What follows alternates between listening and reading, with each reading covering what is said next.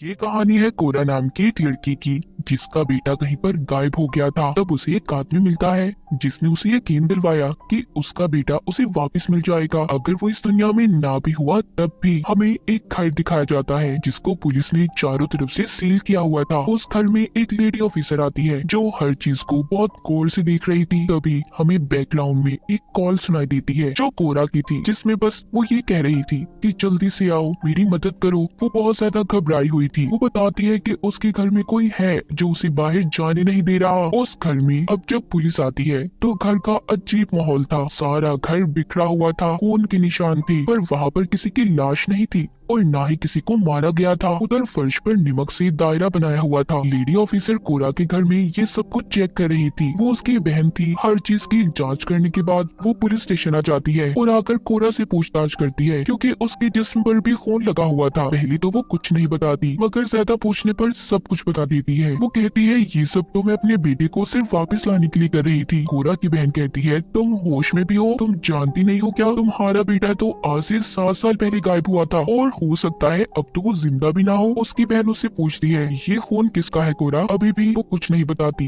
आखिर कोरा के साथ हुआ क्या था? हमें उसके माजी की कहानी दिखाई जाती है। उस वक्त ही जब उसका बेटा गायब हुआ था। कोरा एक गैर जिम्मेदार माँ थी। हर वक्त नशा किया करती थी। वो एक लड़के के साथ रहती जो उसका दोस्त था। उसके साथ वो हर वक्त नशा किया करती थी। उनके माली हालात भी कुछ अच्छे ना थे, तो इसलिए पैसों के लिए भी हर गलत काम करने के लिए वो लोग तैयार थे। एक दिन कोरा के घर पर पुलिस आती है। कोरा और उसका दोस्त दोनों घबरा गए थे। उन्हें ऐसा लग रहा था कि पुलिस इन्हें पकड़ने आई है। मगर वो कोरा से पूछते हैं क्या आप जानती है कि आपका बेटा कहाँ पर है? कोरा कहती है अपने कमरे में होगा, मगर देखने पर पता चलता है वो वहाँ पर नहीं था। अब कोरा के बेटे को ढूंढने के लिए एक टीम तैयार होती है। एक टीम को जंगलों की तरफ भेजा जाता है, जबकि दूसरी उसे यहाँ वहाँ ढूंढ रही थी। मगर उसके बाद कोरा का बेटा कहीं पर भी ना मिल सका। उसका सिर्फ एक जूता मिला था। इस हादसे को कुछ साल बीत गए थे। कोरा अब एक ग्रुप का हिस्सा थी। उसमें सभी ऐसे लोग थे जिन्होंने अपने बच्चों को खो दिया था। कोरा उन सबको अपनी कहानी सुना रही होती है। कहती है मेरे बेटे के गायब होने के बाद मैंने नशा छोड़ दिया, लेकिन इससे मेरा बेटा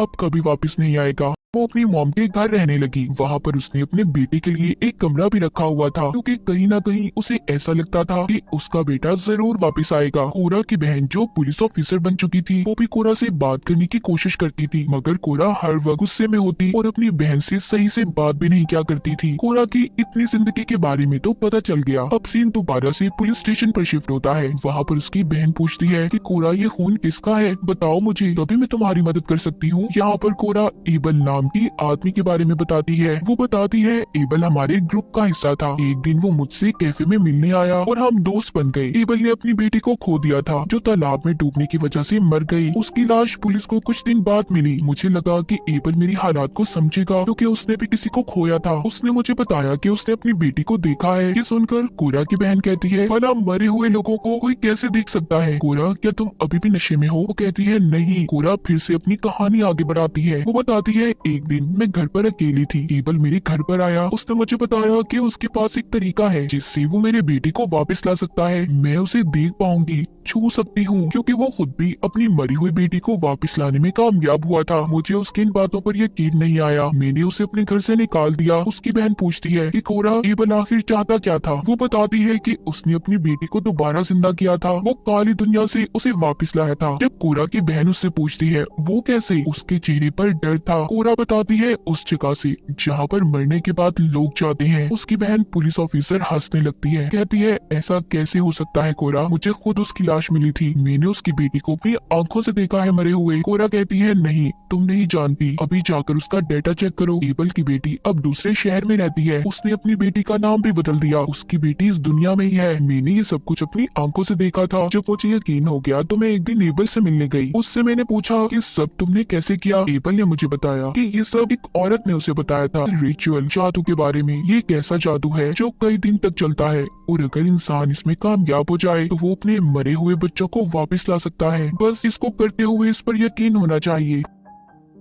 वो चाहता था कि मैं भी उसके जादू का हिस्सा बन जाऊं। मेरे बेटे की लालच ने मुझसे ये सब करवाया। मेरे पास खोने के लिए कुछ भी नहीं था, इसीलिए मैं उसका साथ देने के लिए तैयार हो गई। मैंने सोचा भला कोशिश तो की जा सकती है ना। अब जब मैं वो जादू करने के लिए मान गई तो एबल ने मुझे कुछ सामान लाने को कहा, जिसमें ढेर सारा नमक, मोमबत्तियां और जंजीर शामिल थी। उसने मुझे ये भी कहा कि घर में कोई बिजली, कोई टेलीफोन नहीं होगा जिससे जादू पर कोई भी असर पड़े। उसने मुझे जैसे बताया मैंने सब कुछ वैसे ही किया। एबल ने मुझे खास नमक वाले पानी में नहाने के लिए भी कहा, जिससे उसके सारे बुरे असरात, बुरी सोचें खत्म हो जाएंगी। मैं इस बात को मजाक बनाने लगी। एबल ने मुझसे कहा, ये मजाक नहीं है, अगर तुम इन चीजों को मजाक लोगी तो भूल जाओ अपने बेटे को हमेशा हमेशा के लिए। ये सुनकर मैंने उससे कहा, मैं सब चीजों पर यकीन करूंगी। मैंने उससे पूछा, तुम्हें तुम्हारी बेटी मिल चुकी है ना, तो तुम इतने दुखी क्यों रहते हो? वो मेरी इस बात पर परेशान हो गया और मुझे बताया कि अभी मेरी बेटी अपनी माँ के पास है। मैंने कहा, क्या तुम मुझसे ये मजाक कर रहे हो? तुम मेरा किसी चीज में इस्तेमाल तो नहीं कर रहे? वो कहता है, नहीं, बस मुझे एक काम पूरा करना है, फिर मेरी बेटी मुझे मिल जाएगी। उसने नमक का दायरा बनाकर मुझे जंजीर से बांध दिया और मंत्र पढ़ने लगा। उसने हर मंत्र को लिख लिया था जो उसने कहा। मैंने वही दोहराया। आखिर में मेरी हिम्मत जवाब दे गई। मैंने उसे कहा, बस बहुत हो गया,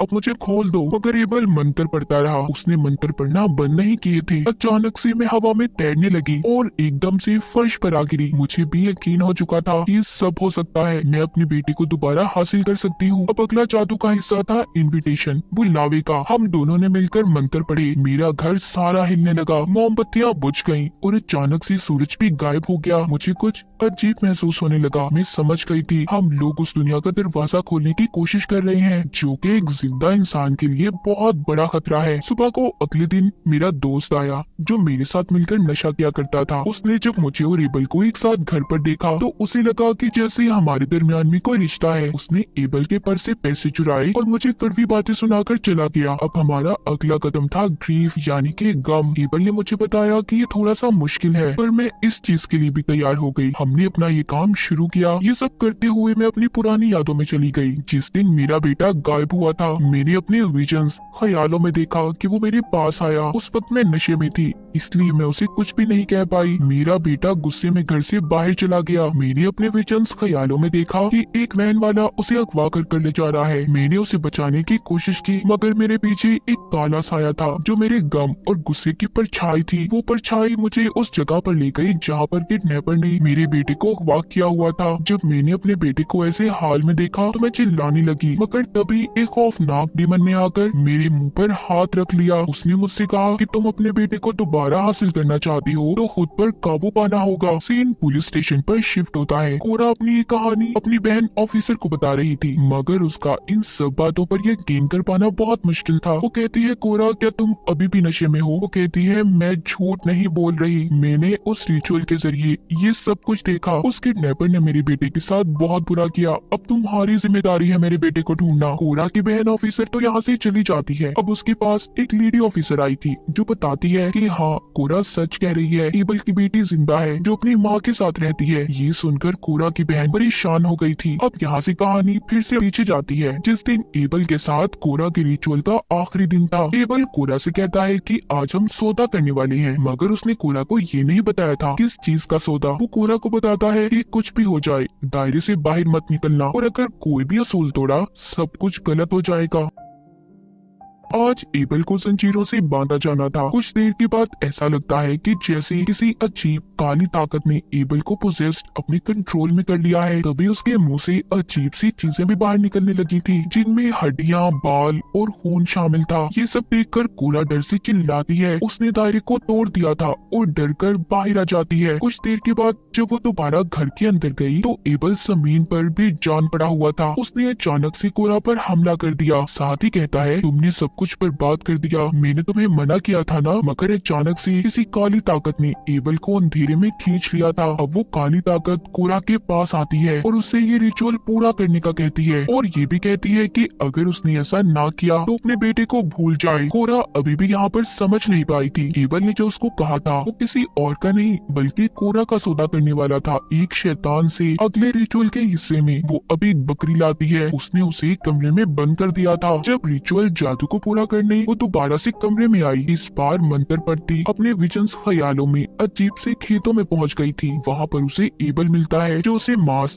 गोश्त खाने का कहता है और ग्लास में खून पीने को देता है। ये सब कोरा को करना था, जिसके बाद ही वो अपने बेटे से मिल पाएगी, मगर उसके लिए ये सब कुछ करना बहुत मुश्किल था। एबल को उसकी इन हरकतों पर बहुत गुस्सा आता है। वो यहाँ पर कोरा को बताता है दरअसल उस काली ताकत को अपने लिए एक जिस्म चाहिए था, वो तुम्हारा जिस्म था। अगर ऐसा होता तो मैं अपनी बेटी से मिल पाता, मेरा ये रिचुअल पूरा हो जाता। मगर कोरा तुमने सब कुछ खराब कर दिया, क्योंकि एबल तो खुद ही अपने काले जादू की वजह से मर चुका था। कोरा वापस से अपनी असल दुनिया में आ जाती है, जहाँ पर एक शैतान यानी कि वो काली ताकत जिसको एबल जिस्म देना चाहता था, वो कोरा के पीछे होता है। कहता है कि अगर तुमने मुझे जिस्म ना दिया तो तुम्हारा बेटा बहुत मुसीबत में होगा। कोरा अपनी बेटी को वो किसी भी तरह हासिल करना चाहती थी। वो इसीलिए अपने उस दोस्त को कॉल करके घर बुलाती है, जिसके साथ अक्सर वो नशा किया करती थी। वो जब उसके घर आया तो धोखे से कोरा ने उसे शैतान के आगे फेंक दिया, मगर शैतान को उसके दोस्त का नहीं कोरा का जिस्म चाहिए था। वो अब उसके पीछे था। कोरा पागलों की तरह अपनी जान बचाती घर में यहाँ वहाँ घूम रही थी और पुलिस को कॉल करती है कि मेरी मदद करें, मैं मुसीबत में हूँ। और ये वही सीन था जो हमने शुरू में सुना था। कहानी दोबारा से प्रेजेंट में आती है, जहाँ पर कोरा से उसकी बहन ये कह रही थी कि जब तक सही तरह तुम्हारे केस की जांच पड़ताल नहीं हो जाती तुम्हें पुलिस स्टेशन में ही रहना होगा। कोरा अपनी बहन को समझाती है कि शैतान मेरे पीछे है, वो मेरे बेटे के बदले मेरी जान ले लेगा। मगर उसकी बहन को ऐसा लग रहा था कि कोरा जेल में महफूज है और वो ये सब नशे में बोल रही है। कोरा को पता चल जाता है कि उसका